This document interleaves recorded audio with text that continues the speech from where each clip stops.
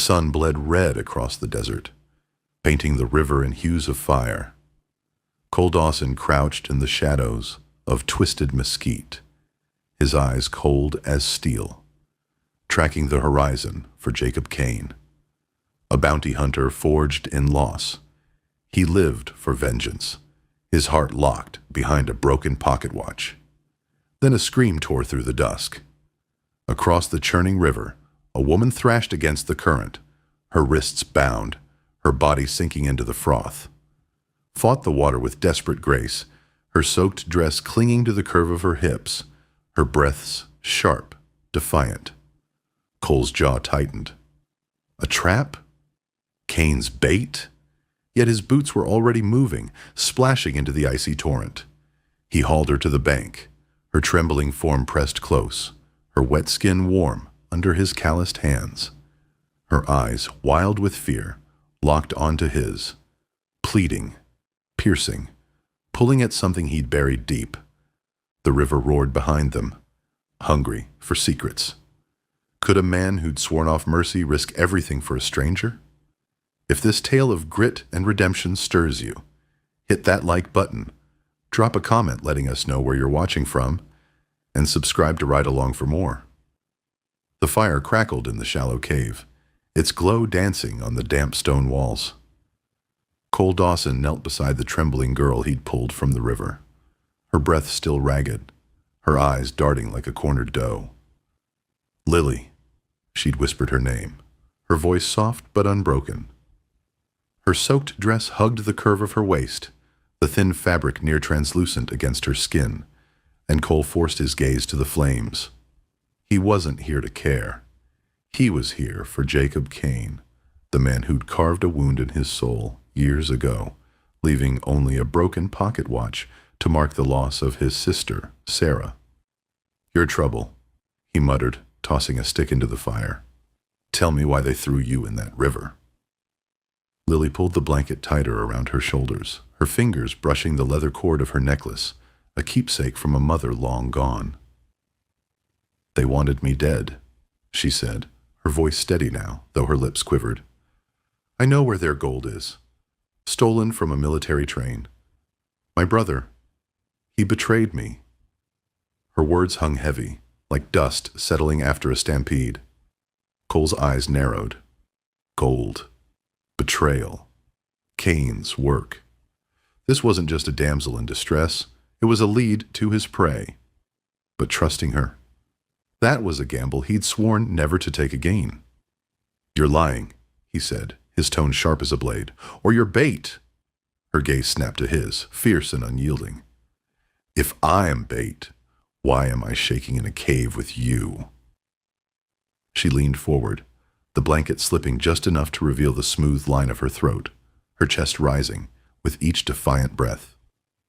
Cole's pulse quickened, but he turned away, gripping the watch in his pocket. Trust was a fool's game. He'd learned that when Sarah trusted the wrong man. Kane. "You stay alive, till I get answers," he said.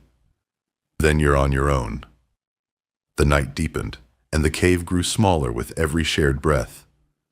Lily stood to warm her hands by the fire, her silhouette swaying gently, the damp fabric of her dress catching the light, outlining the soft curve of her hips. Cole's jaw tightened. He didn't need this. Her presence, her defiance, the way her eyes seemed to see through his walls. "Sit down," he growled. "You're making me twitchy." She obeyed, but not before brushing past him, her arm grazing his, a fleeting warmth that stirred something he'd buried long ago. For a moment, he saw Sarah in her. Brave, stubborn, too damn trusting. He shook the thought away. This wasn't his fight. Hours later, as the fire dimmed, Lily spoke again. "That watch," she said, nodding to the glint of metal in his hand. "It's broken.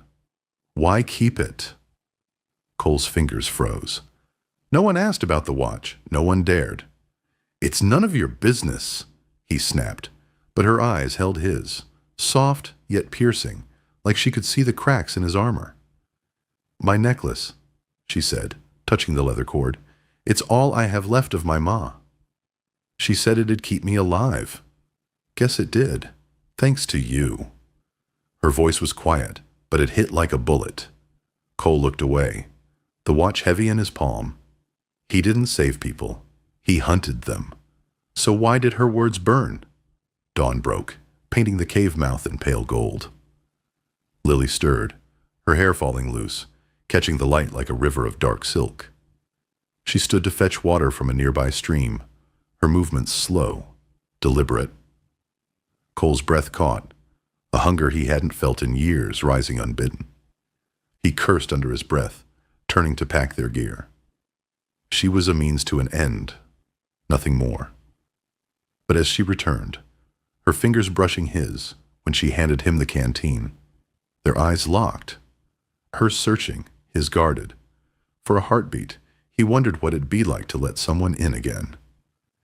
Then he heard it, a twig snap outside the cave. His hand flew to his revolver. "Get down," he hissed.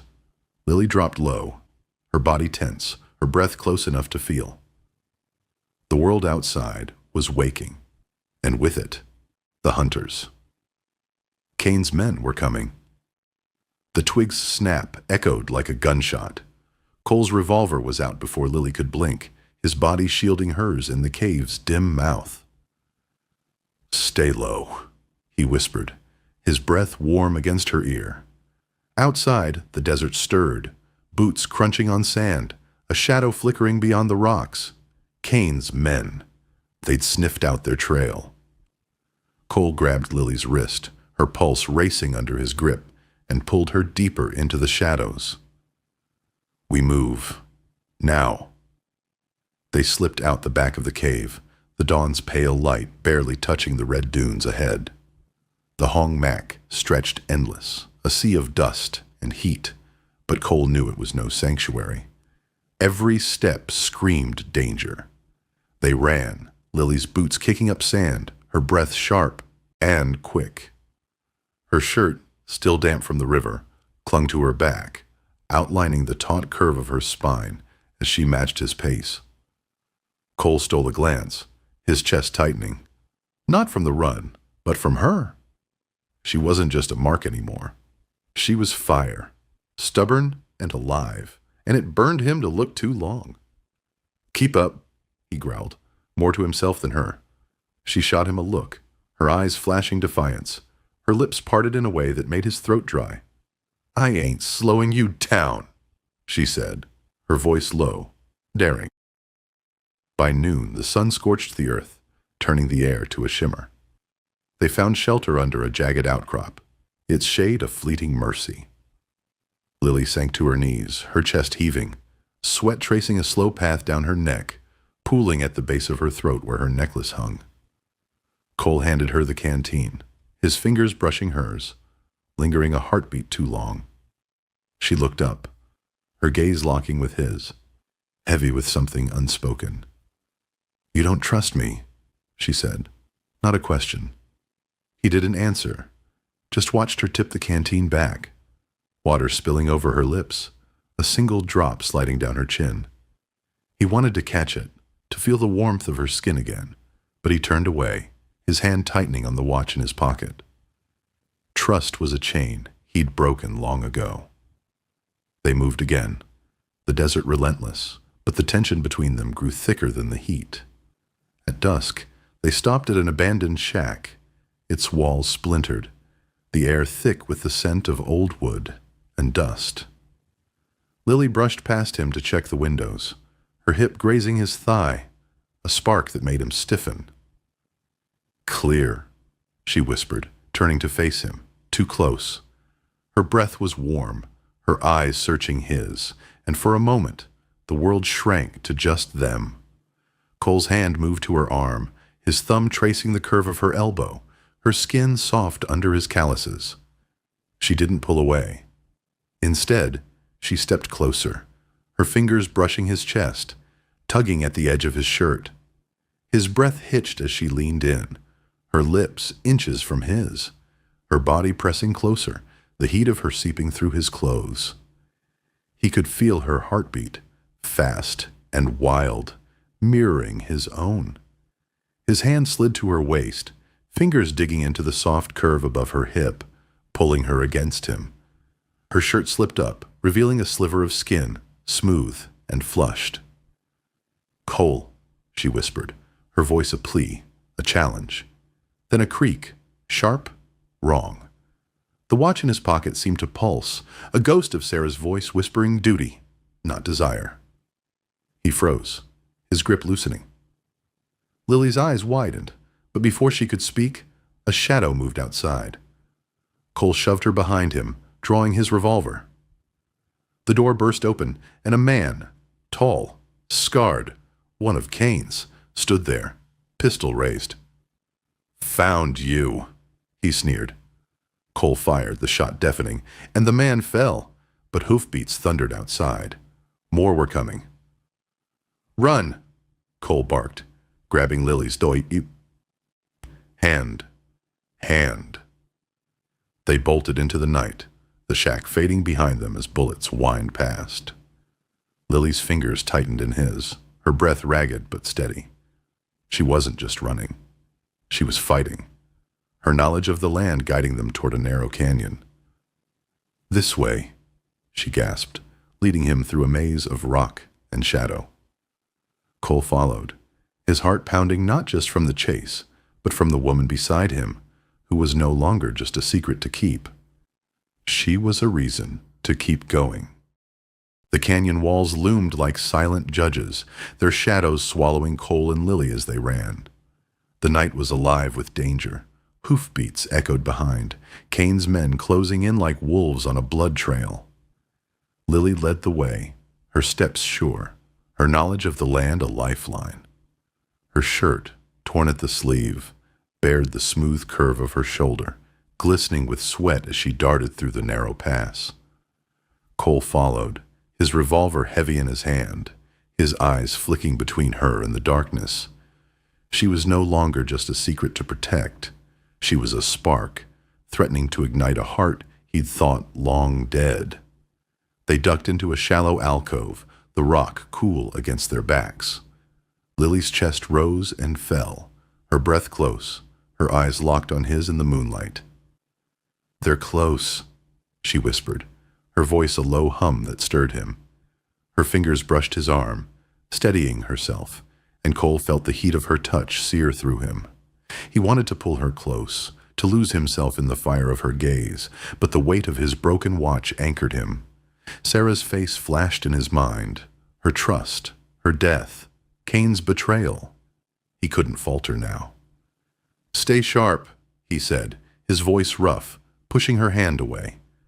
She flinched, but her eyes held no anger, only a quiet understanding that cut deeper than any blade. They moved deeper into the canyon, the air thick with tension. Lily paused to check a trail, bending low, her silhouette framed against the starlit rock, the curve of her hips a fleeting distraction. Cole's throat tightened, a hunger he couldn't name rising again. He cursed himself. She was trouble, a risk, yet every step with her felt like a step toward something he'd forgotten how to want. "This way," she said, her voice steady, pointing to a hidden path. He nodded, trusting her instincts, a choice that scared him more than the guns behind them.